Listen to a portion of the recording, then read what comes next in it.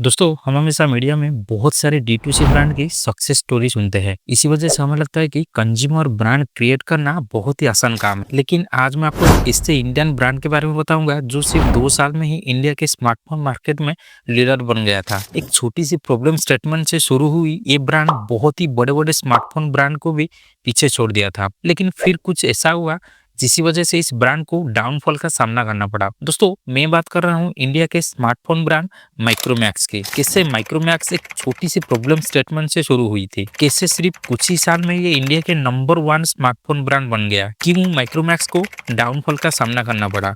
ऐसे बहुत सारे सवाल का जवाब आपका आज इस वीडियो में मिलने वाला है। दोस्तों आज इस वीडियो में हम समराइज करेंगे राजसमनियान माइक्रोमैक्स के फाउंडर राहुल शर्मा के ये पॉडकास्ट को। तो फिर चलिए बिना देरी के आज इस वीडियो को शुरू करते हैं।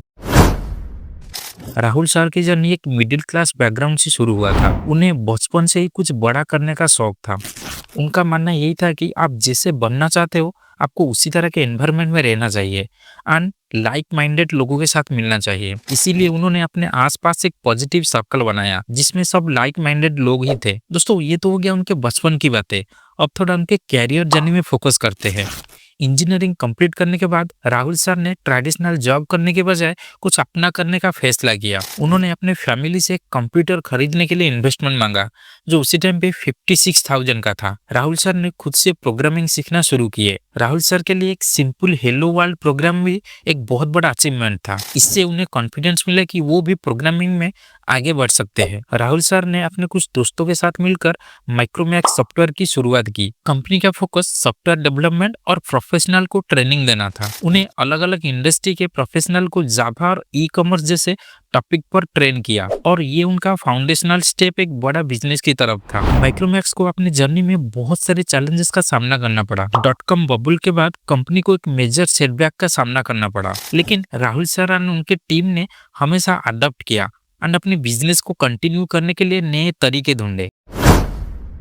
राहुल सर के लिए चैलेंजेस सिर्फ ऑब्स्टैकल नहीं थे बल्कि अपॉर्चुनिटी थे जो उन्हें एक नया रास्ता दिखाते थे। .com बबल के बाद उन्हें ये रियलाइज हो गया कि प्रोग्रामिंग इंडस्ट्री बहुत ही डायनामिक इंडस्ट्री है, इसीलिए आपको हमेशा अप टू डेट रहना चाहिए। इसी वजह से उन्होंने एम्बेडेड टेक्नोलॉजी सीखना स्टार्ट किए। दोस्तों एम्बेडेड टेक्नोलॉजी का मतलब होता है कि आपको एक हार्डवेयर को स्मार्ट बनाने के लिए सॉफ्टवेयर लिखना है। एम्बेडेड टेक्नोलॉजी सीखने के लिए उन्होंने बहुत सारे कंट्रीज घूमे एंड अपने आप को अपग्रेड करते गए। उनके ये एक्सपर्टीज की वजह से उनको नोकिया के साथ टाई अप करने का मौका मिला एंड वो उनके M2M यानी कि मशीन टू मशीन डिवीजन के पार्टनर बने। उनके कंपनी नोकिया के M2M यूनिट के लिए डिवाइस ड्राइवर डेवलप करते थे एंड उनके एक वैल्यू एडेड पार्टनर भी बने। नोकिया के साथ काम करते टाइम उनको FWT यानी कि फिक्स्ड वायरलेस टर्मिनल नाम के एक डिवाइस के बारे में पता चला। इस डिवाइस में GSM सिम इंसर्ट करने के बाद ये लैंडलाइन से कनेक्ट हो सकता था। नोकिया के ये डिवाइस को इंडिया में डिस्ट्रीब्यूट करने का अपॉर्चुनिटी उनको मिला एंड राहुल सर ने इसको PCO बूथ में इंस्टॉल करने की जिम्मेदारी ली। उन्होंने एयरटेल, वोडाफोन, आइडिया जैसे सिम कार्ड कंपनी के साथ टाई अप किए एंड इस बिजनेस को बहुत ही तेजी से ग्रो करने लगे। सिर्फ 2 साल में 100 करोड़ की रेवेन्यू तक लेके गए। राहुल सर बताते हैं ये अपॉर्चुनिटी उनको पैन इंडिया डिस्ट्रीब्यूशन के बारे में बहुत कुछ सिखाया जो उनको फ्यूचर में बहुत ज्यादा मदद किया। लेकिन अनफॉर्चुनेटली नोकिया ने इस बिजनेस को शट डाउन करने का डिसीजन लिया। इसीलिए उन्होंने खुद की FWT डिवाइस बनाना स्टार्ट किए जो स्टैंडर्ड PCO में इम्प्लीमेंट किया गया।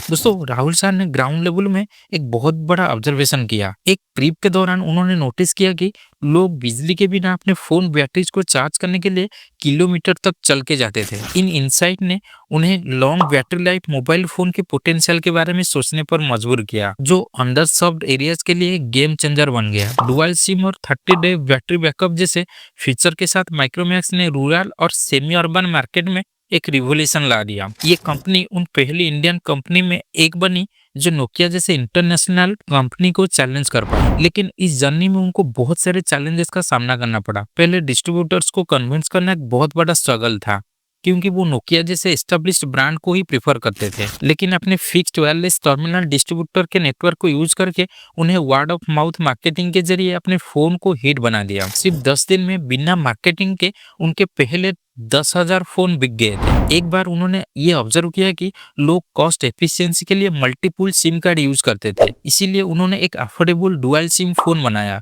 जो रूरल कंज्यूमर के लिए प्रैक्टिकल सॉल्यूशन साबित हुआ। ये डुअल सिम फोन का कंसेप्ट उनके फोन को और भी सुपरहिट बनाया।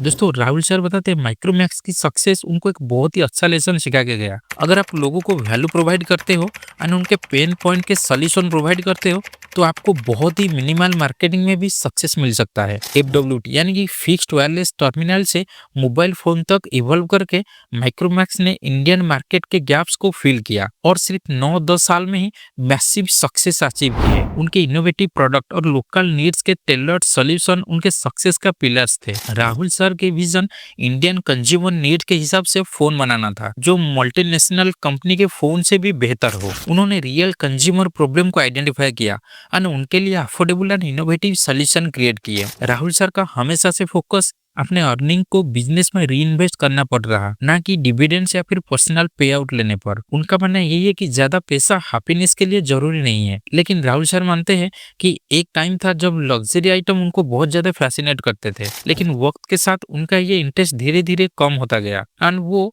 लग्जरी आइटम से हटकर मीनिंगफुल एंड यूनिक कंट्रीब्यूशन पर ध्यान देना स्टार्ट किए।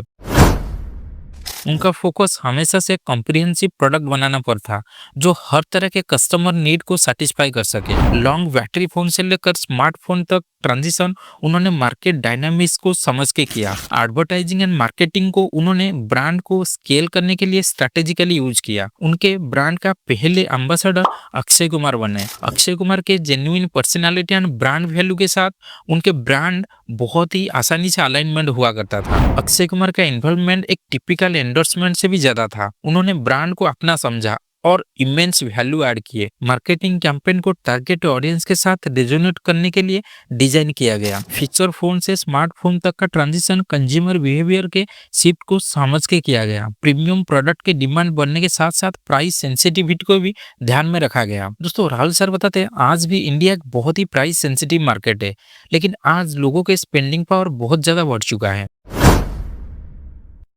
तो एक इंडियन ब्रांड होकर भी माइक्रोमैक्स एक टाइम पर वर्ल्ड के टॉप 10 स्मार्टफोन ब्रांड में आ चुके थे। Right consumer focus, appropriate pricing and rapid innovation के चलते हुए माइक्रोमैक्स एक टाइम पे स्मार्टफोन मार्केट के लीडर बन चुके थे। लेकिन फिर कुछ ऐसा हुआ जिसकी वजह से माइक्रोमैक्स के मार्केट शेयर धीरे धीरे ड्रॉप होने लगा। राहुल सर बताते इसका प्राइमरी रीजन था ग्लोबल सप्लाई चेन का शिफ्टिंग। ग्लोबल सप्लाई चेन का चाइना पे डिपेंडेंसी इंडिया के बहुत सारे कंपनीज के लिए एक चैलेंज रहा। कंपोनेंट्स और मैन्युफैक्चरिंग रोबोस्ट के इकोसिस्टम की कमी इनोवेशन को बहुत ज्यादा मुश्किल बनाते गया। चाइनीज कंपनी की लो प्राइसिंग स्ट्रेटेजी ने माइक्रोमैक्स जैसे बहुत सारे इंडियन ब्रांड को भी अफेक्ट किया। ये कंपनीज ऑन सस्टेनेबल प्राइस पर प्रोडक्ट बेचकर मार्केट को डोमिनेट करते गए, इसलिए इंडिया के बहुत सारे लोकल प्लेयर को अपना सामान बेचना मुश्किल हो रहा था।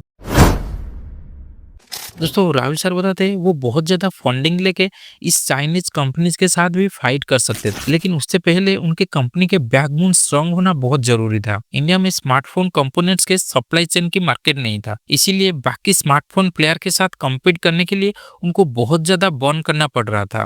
लेकिन अल्टीमेटली उनको ये समझ में आ गया कि वो ऐसे बर्न कर करके अपने ब्रांड को बहुत टाइम तक सस्टेन नहीं कर पाएंगे, इसीलिए वो B2B बिजनेस को पिवट किए और ये पिवट कंपनीज को नए अपॉर्चुनिटी को एक्सप्लोर करने का चांस दिया। इंडिया को एक ग्लोबल मैन्युफैक्चरिंग हब बनाने का विजन उनके गोल्स का एक पार्ट है। इंडिया में एक रोबस्ट मैन्युफैक्चरिंग इकोसिस्टम को बिल्ड करना उनका टारगेट है जो ऑटोमोबाइल इंडस्ट्री के सक्सेस जैसा हो। इसलिए आज वो बहुत सारे मल्टीनेशनल ब्रांड के लिए मैन्युफैक्चरिंग करते हैं। इंडिया की मैन्युफैक्चरिंग सेक्टर को इम्प्रूव करना एंड ग्लोबल सप्लाई चेन को इंडिया में शिफ्ट करना ही उनका टारगेट है। उसके साथ साथ इनोवेशन में उनके बिजनेस का एक हिस्सा रहा है। आज उनके मैन्युफैक्चरिंग बिजनेस का रेवेन्यू उनके माइक्रोमैक्स ब्रांड के रेवेन्यू से कई गुना ज्यादा है।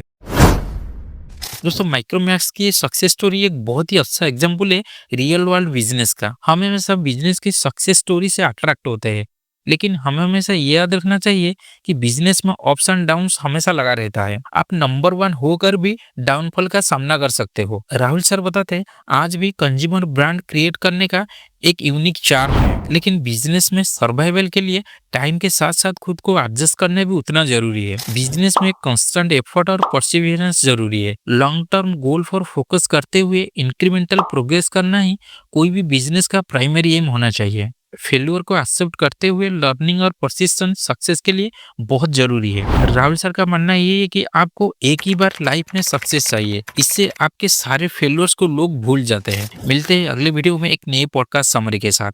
Thank you so much for watching.